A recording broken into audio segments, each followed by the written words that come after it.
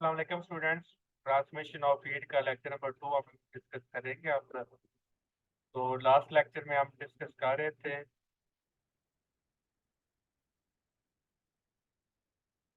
Conduction इन metallic rod. तो देखें, ये यहाँ पर हमारे काफ़ी डिटेल से डिस्कशन हो चुकी है कि मटेरियल के अंदर कंडक्शन होती है और मटेरियल के बाहर रेडिएशन होती है। और ये भी हमारी डिस्कशन हो गई है कि ये रेडिएशन क्यों होती है और ये कंडक्शन क्यों होती है। तो अब इसको आगे लेके चलते हैं। Variable state, in the state temperature of every particle of rod increases, heat received by each cross section।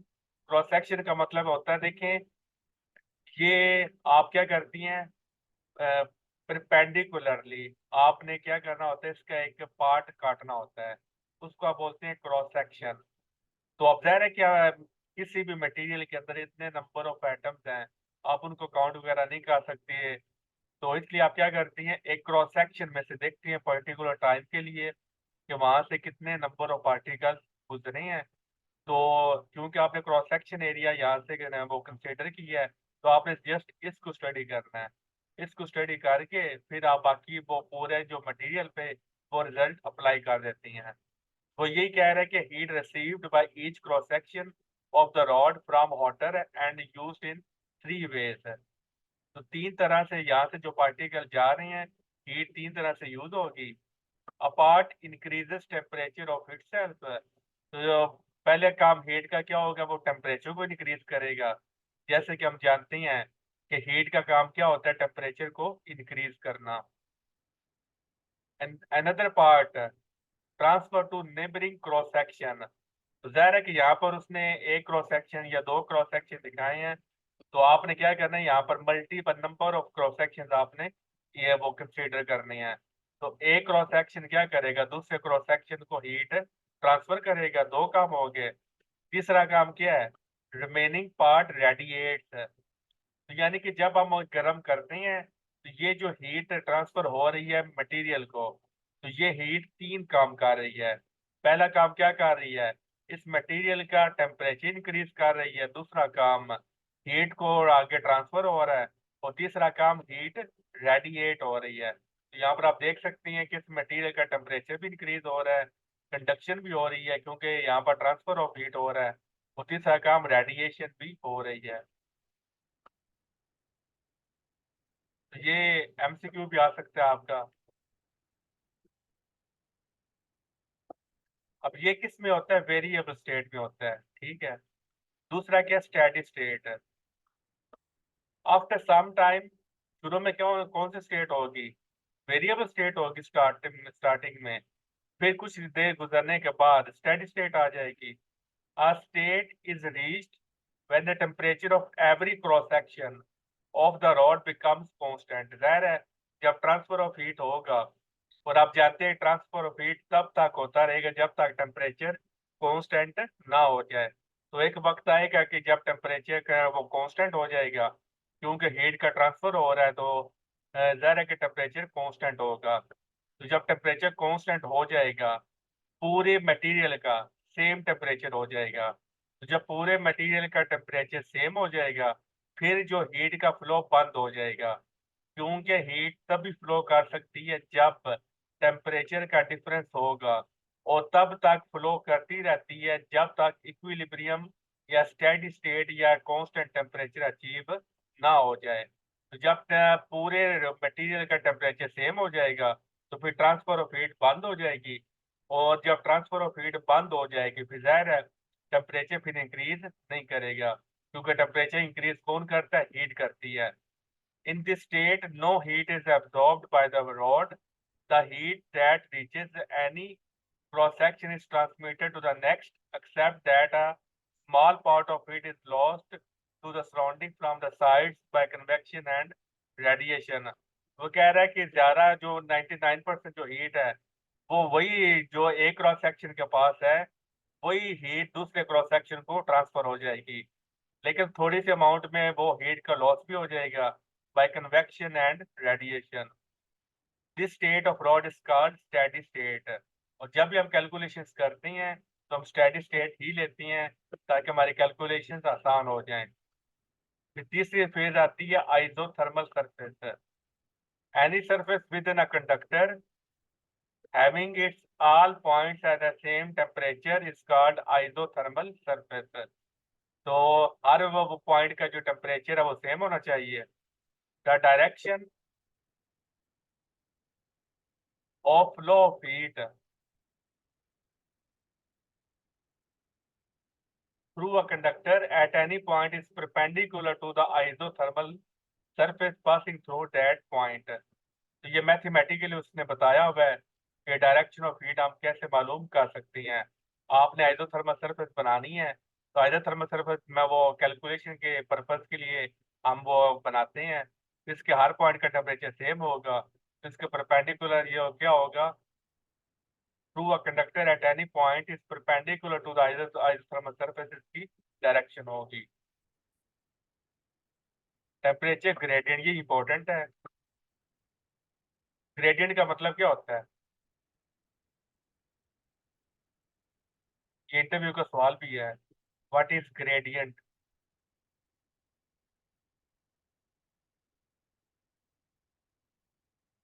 Gradient किसे कहते हैं?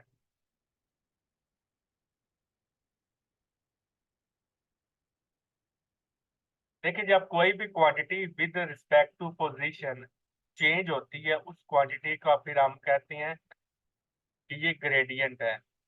Potential with respect to position change होता है, वो ग्रेडियंट बन जाएगा। Temperature with respect to position change होता है ना, तो फिर आप टेम्परेचर का भी ग्रेडियंट ले सकते हैं।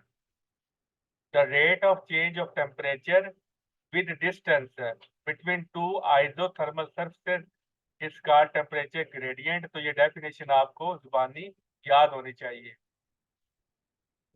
क्योंकि ये पेपर में डेफिनेशन पूछी जा सकती है। तो यहाँ पर लिखा था rate of change of temperature with distance. Distance का वर्ड बहुत इंपॉर्टेंट है क्योंकि जो भी quantity with respect to distance change होगी तो वो क्या बन जाती है, वो ग्रेडियंट बन जाती है।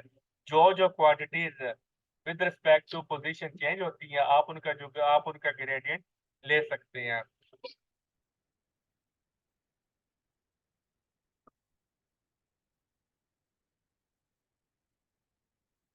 तो इसका फार्मूला क्या होगा? Temperature gradient delta theta divided by delta x. तो यहाँ पर जो थीटा है ये किसको रिप्रेजेंट कर रहा है? ये टेम्परेचर को रिप्रेजेंट कर रहा है। तो नेगेटिव साइन हम यहाँ पर क्यों यूज किया? The negative sign shows that temperature decreases at the distance increases in the direction of heat of flow. तो सोर्स ऑफ हीट से जैसे जैसे हम दूर जाते जाएंगे तो टेम्परेचर क्या होता जाएगा? डिक्रीज होता जाता है। इसलिए यहाँ पर हमने नेगेटिव साइन हमने यूज किया है। इसका यूनिट ये आपको याद होना चाहिए, डायमेंशन ये हो गया। लॉ ऑफ थर्मल कंडक्टिविटी ये क्या कहता है? Consider a rod of length L and area of cross section A whose faces, faces का मतलब होता है ये जो साइड्स होती हैं, इसको आप फेस बोलती हैं, are maintained at temperature θ1 and θ2 respectively। The curved surface of rod is kept insulated from surrounding to avoid leakage of heat। तो आपने क्या कर दिया? इसको आपने इंसुलेट कर दिया है ताकि कोई हीट बाहर ना जा सके। तो जो चीजें मैं हाईलाइट करूंगा ना, आपने वो चीजें अच्छी तरह से करनी है। बाकी जस्ट आपने वैसे यहाँ पे फॉर द कंसेप्ट आप पढ़ सकते हैं क्योंकि जो हाईलाइट कर रहा है वो आपने नहीं छोड़ने, वो बहुत इंपॉर्टेंट है। ये बड़ा इंपॉर्टेंट फार्मूला है। Rate of flow of heat ये किसके बराबर होता है? क्यू डिवाइडेड बाय टी, और इसको आप एच भी बोल सकते हैं। और ये किसके बराबर होता है? के multiply by A θ1 minus θ2 divided by L. और ये किसके लिए है? फॉर स्टेडी स्टेट के लिए है, ये भी याद रखिएगा।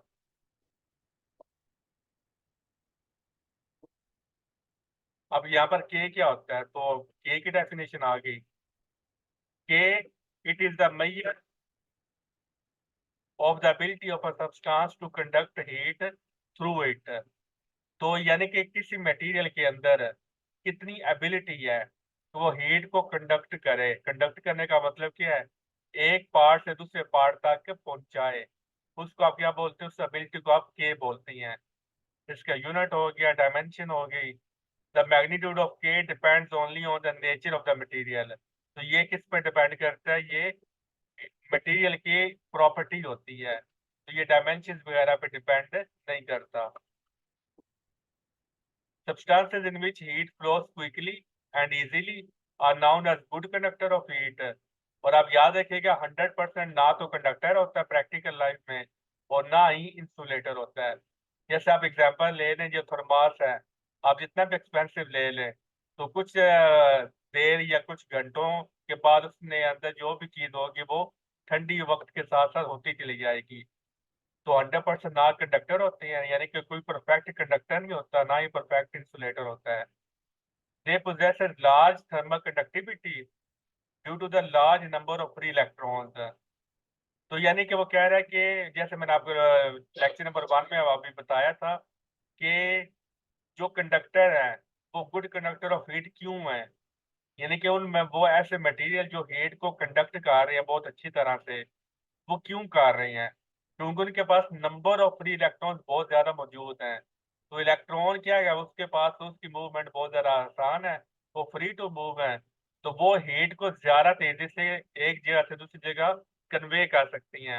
इलेक्ट्रॉन की आपस में कोलिजन होगी तो हीट का ट्रांसफर हो जाएगा।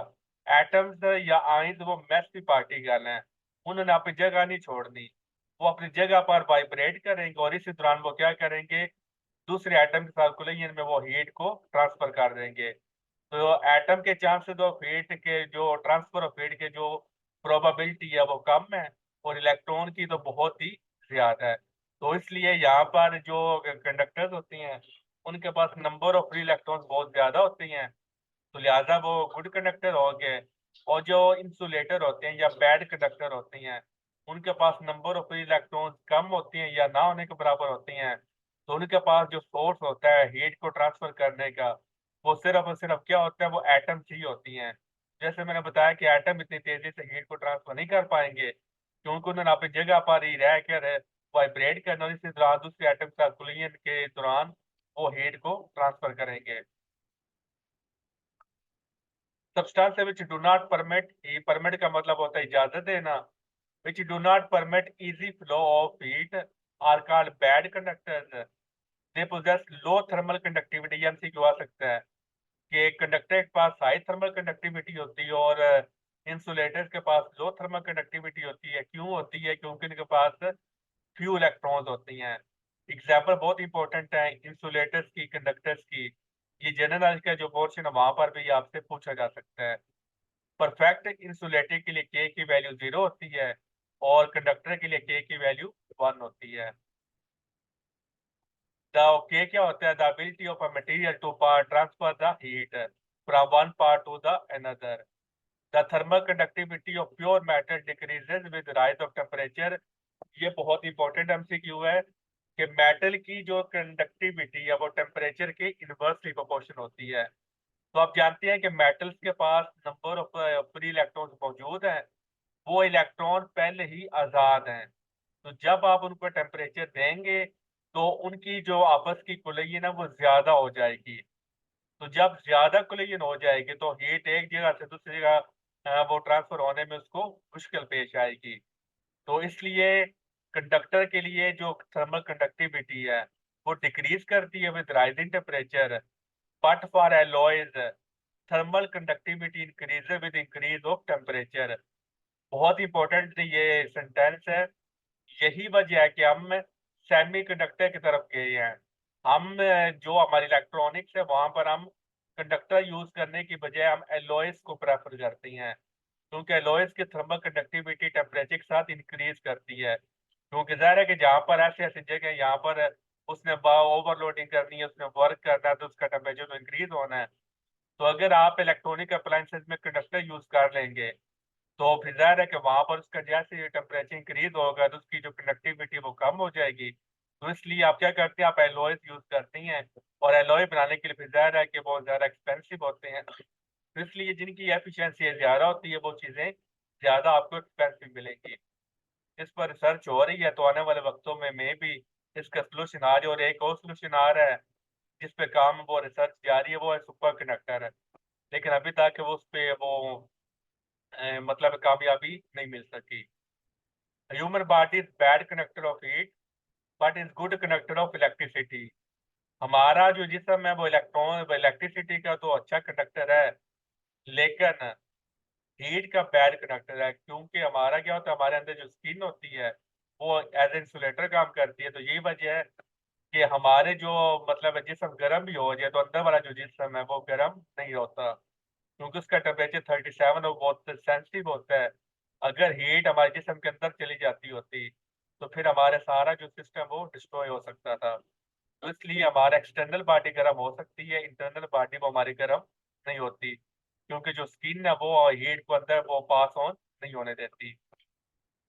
डिक्रीजिंग ऑर्डर ऑफ कंडक्टिविटी, तो ये फॉर देम से क्यों आ सकती हैं आपका कि जो सॉलिड है, लिक्विड और गैस है, फिर आगे सॉलिड क्या वो कंडक्टिविटी ज़्यादा होती है, लिक्विड की उससे कम, गैस की सबसे कम।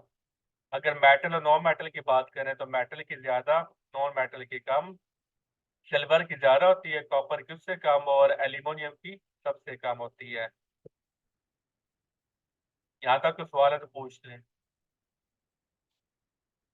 बाकी ये जो टेबल है ये फॉर एमसीक्यू आपने इसको नज़र मारते रहना है, क्योंकि टेबल में से डायरेक्ट वो वैल्यूज भी पूछ लेता है कि एल्यूमिनियम की वो थर्मल कंडक्टिविटी कितनी है। तो ये सारी चीज़ें ये नज़र आप मारते रहेंगे तो फिर आपको वो प्रैक्टिस होती चली जाएगी।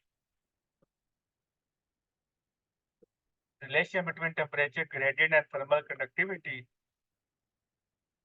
इन steady state rate of flow of heat. ये बस याद रखने के जो टेम्परेचर ग्रेडियंट है और वो थर्मल कंडक्टिविटी के इनवर्सली प्रोपोर्शनल है। बस ये बात याद रख लें।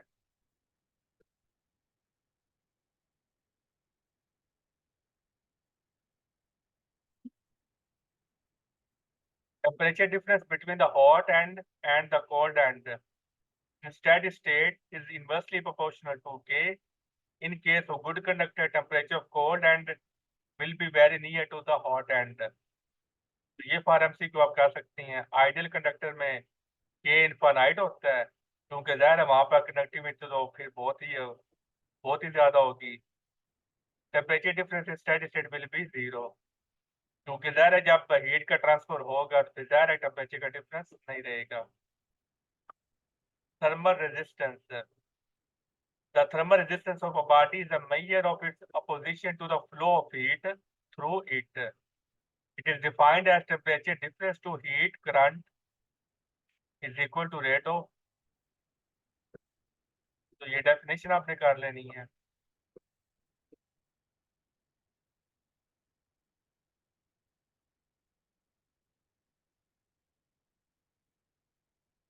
आगे फिर इसका यूनिट इंपॉर्टेंट है क्योंकि वो एक नई चीज है, इसलिए Wiedemann France law, at a given temperature T, the ratio of thermal conductivity to electrical conductivity is constant। तो ये लॉ कहता है कि जो थर्मल कंडक्टिविटी और इलेक्ट्रिकल कंडक्टिविटी इनकी रेशियो क्या होती है, कांस्टेंट होती है। थर्मल कंडक्टिविटी के लिए आप कैपिटल के यूज करती हैं और इलेक्ट्रिकल कंडक्टिविटी के sigma T is will be constant. A substance which is a good conductor of heat, for example silver, is also a good conductor of electricity. Mica is an exception to above law. तो ये कह रहा है कि जो good conductor of heat है वो good conductor of electricity भी होगा। अब आप ये सवाल करेंगे कि जी हमारा जो जिस्म है वो इलेक्ट्रिसिटी का जो कंडक्टर है लेकिन हीट का कंडक्टर नहीं है, तो क्या ये विडमैन फ्रांस यहाँ पर फेल हो जाता है? तो यहाँ पर बात हो रही है गुड कंडक्टर की। हमारा जिस्म गुड कंडक्टर ऑफ इलेक्ट्रिसिटी नहीं है। हमारे जिस्म में कई सेवरल वो जो रेजिस्टेंस हमारे अंदर मौजूद होती है। बिजली का झटका हमें लगता है लेकिन वो हमारे अंदर रेजिस्टेंस होती है, तो इसलिए हम फिर बच जाती हैं। तो अगर हाई अमाउंट में वो बिजली का झटका लगे फिर जाकर हमें नुकसान होता है, या लंबे ड्यूरेशन के लिए। तो इसलिए यहाँ पर ये ना समझिएगा कि हम कंडक्टर ऑफ इलेक्ट्रिसिटी तो हैं लेकिन कंडक्टर ऑफ हीट नहीं है, तो यहाँ पर हमारा लॉ फेल हो जाता है। यहाँ पर बात हो रही है गुड कंडक्टर, ये इंपॉर्टेंट है। कि जो गुड कंडक्टर ऑफ हीट है वही गुड कंडक्टर ऑफ इलेक्ट्रिसिटी भी है। माइका को इससे निकाल है क्योंकि माइका इसको फॉलो नहीं करता। और इसकी एग्जांपल क्या है? ये सिल्वर, यानी कि इसकी एग्जांपल भी आपने करनी है। थर्मोमेट्रिक कंडक्टिविटी या डिफ्यूसिविटी, ये डेफिनेशन आपने वो पेपर में भी डायरेक्ट आ सकती हैं एज अ स्टेटमेंट, और इंटरव्यू में भी आपसे पूछा जा सकता है। इससे रिलेटेड आपसे एमसीक्यू भी पूछे जाते हैं, इसलिए आप इनको याद करना है। It is a measure of rate of change of temperature with time when the body is not in steady state. तो उसको हम बोलते हैं thermometric conductivity. It is defined as a ratio of coefficient of thermal conductivity to thermal capacity per unit volume of the material. तो ये इसका formula आपने निकाल लेना है। रो इसमें डेंसिटी ऑफ सब्सटेंस है, डिफ्यूसिविटी का ये फार्मूला हो गया, के थर्मल कंडक्टिविटी का है, और सी उसकी थर्मल कैपेसिटी का आ गया, और ये इसका यूनिट आ गया। और ये बहुत इंपॉर्टेंट डिफरेंस है इलेक्ट्रिकल कंडक्शन और थर्मल कंडक्शन का। तो सबसे पहले डेफिनेशन, इलेक्ट्रिकल में इलेक्ट्रॉन्स फ्लो करते हैं यानी कि चार्जेस फ्लो करते हैं, और थर्मल में ज़्यादा हीट फ्लो करती है। The rate of flow of charge को हम करंट कहते हैं, तो और rate of flow of heat को हम हीट करंट बोलेंगे। करंट का मतलब होता है फ्लो। तो अब ये ना समझे को हीट फ्लो या हीट करंट कोई अलग से चीज है, कोई अलग से चीज नहीं है, ठीक है। जस्ट नाम है हीट करंट, क्योंकि करंट का मतलब होता है फ्लो। तो जो हीट का फ्लो है उसका दूसरा नाम होता है हीट करंट, दोनों सेम चीजें हैं। तो अब ये ना कोई समझ लिया गया कोई हीट करंट का कोई अलग से चीज आ जाती है। The relationship between electric current and potential difference वो ओम्स लॉ देता है। तो यहाँ पर हमें कौन सा लॉ देता है? हीट करंट में भी रिलेटेड विद टेम्परेचर डिफरेंस। तो यहाँ पर इसका जो रिलेशनशिप वो टेम्परेचर डिफरेंस के साथ होगा। देखिए, टेम्परेचर और चीज है, टेम्परेचर डिफरेंस और चीज है। हीट का ताल्लुक टेम्परेचर के साथ नहीं है, टेम्परेचर डिफरेंस के साथ होता है। तो ये पेपर में आपको घुमा के वो बहुत सारा पूछेगा। तो आपने याद रखना है हीट टेम्परेचर डिफरेंस की वजह से फ्लो करती है। टेम्परेचर और हीट ये आपस में वो इतना वो लिंक नहीं है जितना हीट और टेम्परेचर डिफरेंस का है। तो दोनों में फर्क है। तो इसकी रेजिस्टेंस को इलेक्ट्रिकल रेजिस्टेंस, तो थर्मल रेजिस्टेंस को आप क्या बोलती हैं? Thermal resistance. तो अगर आप इसका वो rate of flow of current आपने निकालना है तो ये फार्मूले ऐसे आप निकाल सकती हैं। तो ये डिफरेंस पेपर में और इंटरव्यू के लिए बहुत इंपॉर्टेंट है, तो इसको आपने अच्छी तरह से करना है। तो आई थिंक सो ये काफ़ी हो गया है, 2 लेक्चर आज हमारे हुए हैं। तो कल फिर हम इंशाल्लाह स्टार्ट करेंगे application of conductivity in daily life. कोई सवाल है तो पूछ लें, अदरवाइज फिर मीटिंग एंड करते हैं।